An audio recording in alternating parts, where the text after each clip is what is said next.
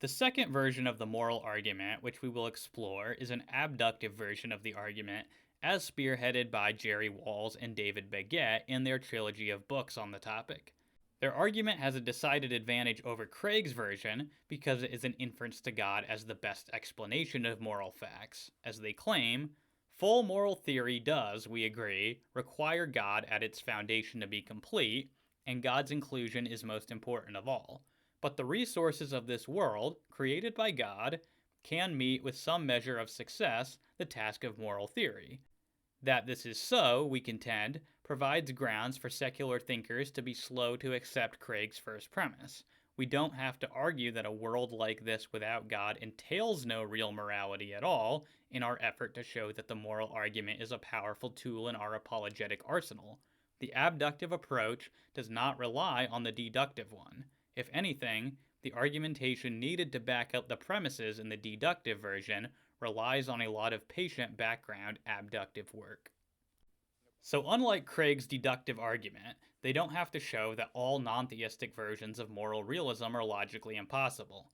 Instead, they can simply show that theism has certain explanatory advantages over these non theistic accounts of morality.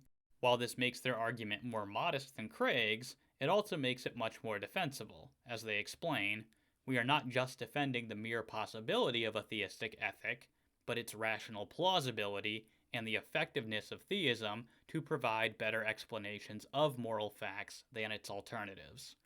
This exempts their argument from my third challenge, since abductive arguments, by their very nature, presuppose the existence of other possible explanations. Their book, Good God, The Theistic Foundations of Morality, is largely an attempt to spell out the relationship between God and morality in such a way so as to avoid the aforementioned Euthyphro dilemma. Their solution is to view this relationship as one of identity. That is to say, they view God as explaining goodness by being identical to it. They explain, when it comes to the ultimate good, we are inclined to say more than that it depends on God. In some important sense, we wish to argue that God just is the ultimate good. For the goodness for the sake of which and in accordance with which God wills whatever he wills regarding human morality is identical with his nature. Yet since it is God's very nature, and no arbitrary decision of his, that thus constitutes the standard of morality, only things consonant with God's nature could be morally good. And they go on to explain how this enables them to avoid both horns of the Euthyphro dilemma, saying, on our view, it's God's commands that best enable us to determine which actions among those that are good are also morally obligatory. God's commands determine what's morally obligatory, but not what's morally good. So our view will embrace a non-voluntarist account of the good and a voluntarist account of the right. Moral goodness is not independent of God, despite the fact that it's independent of God's commands. This move enables them to get around the second challenge which I have raised for moral arguments. They have a ready account of how it is that God explains morality, and they do so in such a way that avoids the Euthyphro dilemma. By making only moral obligations depend upon God's commands, they escape the charge of abandoning moral realism, while their understanding God's commands to track necessary moral facts contained in his own being enables them to avoid any arbitrariness in God's commands. In a sense, they may also have a way around the first challenge. Since they are just equating morality with goodness, there is an important sense in which their account leaves the existence of morality unexplained, since God himself has no further explanation for his existence. This moves the dialectic from considering what might be the best explanation for the existence of moral facts to considering what is the best explanation for the identity of moral facts. There may, however, be a parallel challenge for Walls and Baggett here, namely, why is it that we should seek a further identity for moral properties? So far as I know, they do not answer this parallel challenge. Walls and Baggett do engage in theory comparison with Eric Wielenberg's moral theory in their book God and Cosmos, and thereby take up my fourth challenge for moral arguments.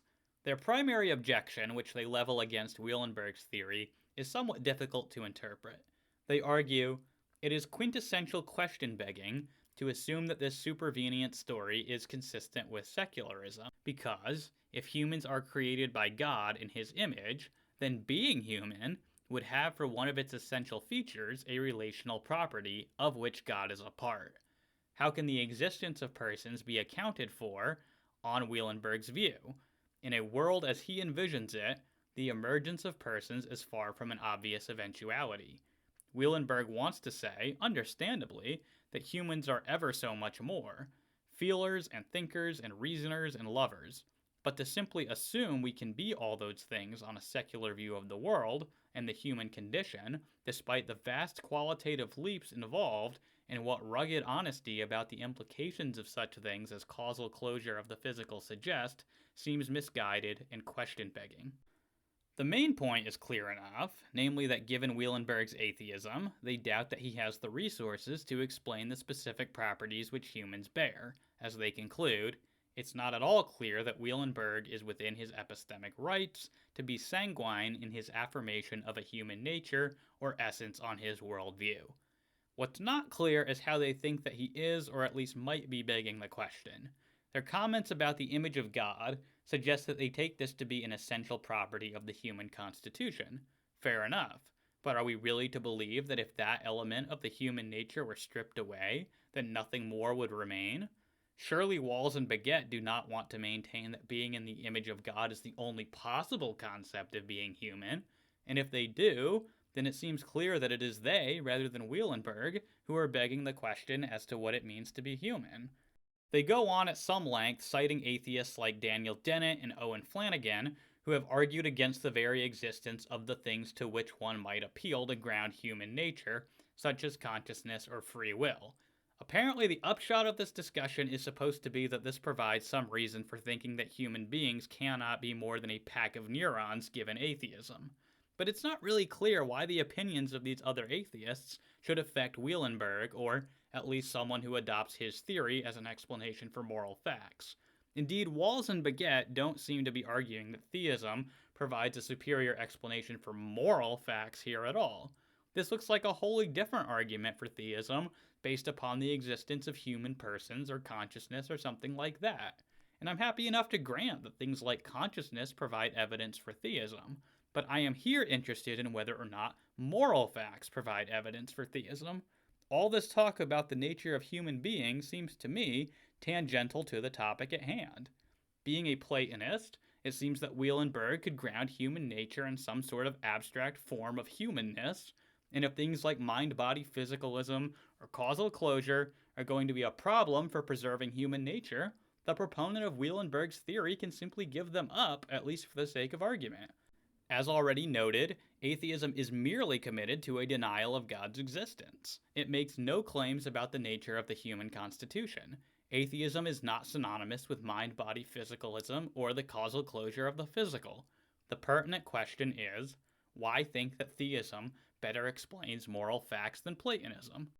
Walls and Baggett maintain that theism is a less ad hoc explanation for moral facts, saying, just because both theories posit facts does not make their claims equally legitimate. If you were to claim your pen's existence is a brute fact, for example, the assertion would altogether lack merit. A theist has principled reasons to think that God's existence is necessary, and that God functions as the very ground of being.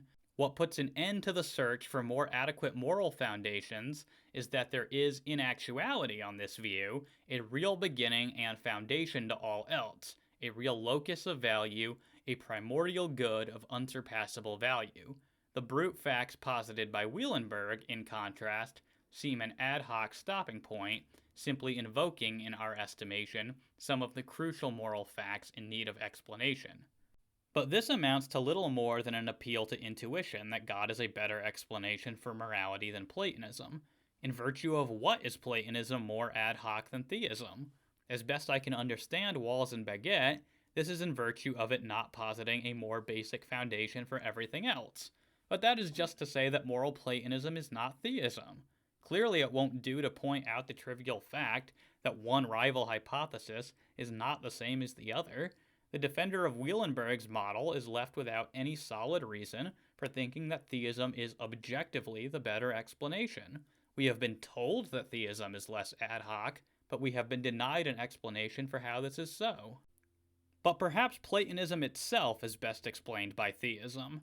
Walls and Baggett seem to think so, saying, following Tom Morris, we call the solution theistic activism.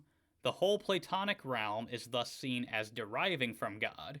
The trick in effecting this rapprochement between realism and classical theism is to affirm the necessary existence and invariable nature of the Platonic realm while denying its aseity or absolute independence, an attribute of God alone.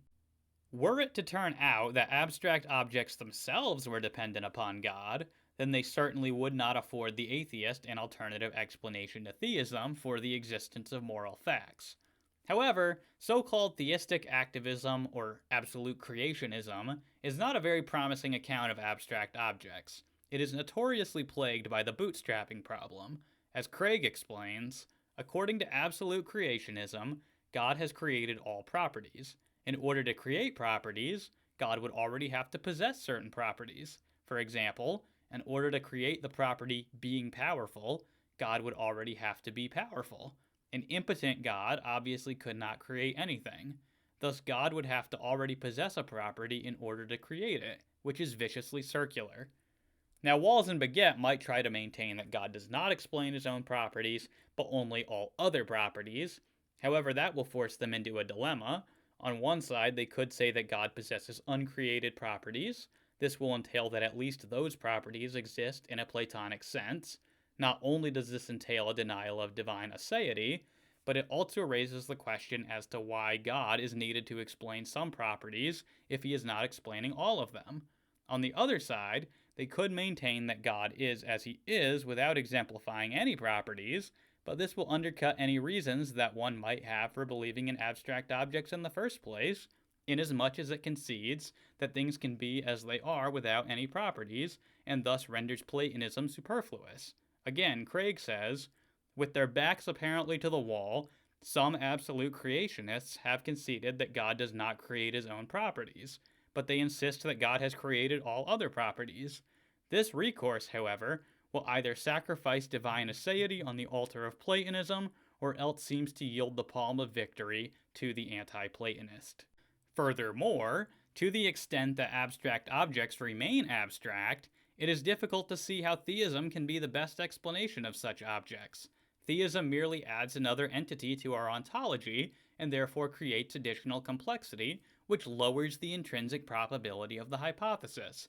As Brian Leftow argues, if we move abstract objects into God's mind as complexes of divine concepts, these too seem as abstract as ever. So if I am committed to abstract objects in the divine mind, arguably I must forfeit any claim that my theist theory is economical. It then does not eliminate ontology, but merely relocates it. Non-theist modal Platonists might then find a theist theory ill-motivated. They might see it this way. We have abstract objects in our ontology anyway. On a theist theory, we have these plus another entity, God. So parsimony rules in favor of non-theist Platonism unless one is antecedently committed to theism. I therefore conclude that Walls and Baggett have failed to establish theism as being the best explanation of morality. Their version of divine command theory, while ingeniously crafted to escape the Euthyphro dilemma, does not motivate the idea that morality needs greater identification and has no explanatory advantages over Platonism. I think that their argument is largely successful in overcoming the second and third of my challenges for moral arguments. It is at least unclear that it completely avoids the first challenge, and I think it positively fails the fourth challenge.